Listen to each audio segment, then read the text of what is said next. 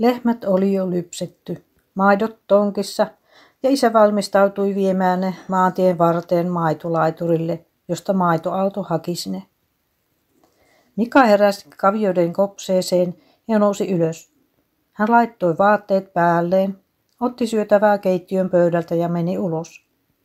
Hän istahti puisille, lämpimille rappusille. Sitten hän huomasi kauniin perhosen lentelevän ja lähti seuraamaan sitä.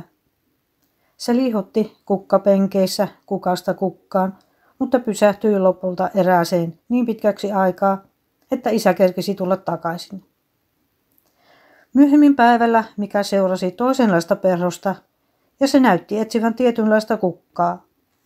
Sille eivät kelvanneet keltaiset, punaiset eikä sinisetkään kukat. Sitten se suuntasi lentonsa suon laitaan.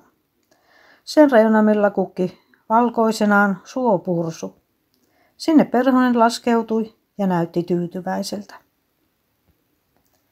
Illalla perhe kylpi rantasaunassa ja he ihestelevät yhdessä kaunista auringonlaskua. Nukkumatti kutsui Mikaa ja hänen viimeinen ajatuksensa oli kaunis perhonen.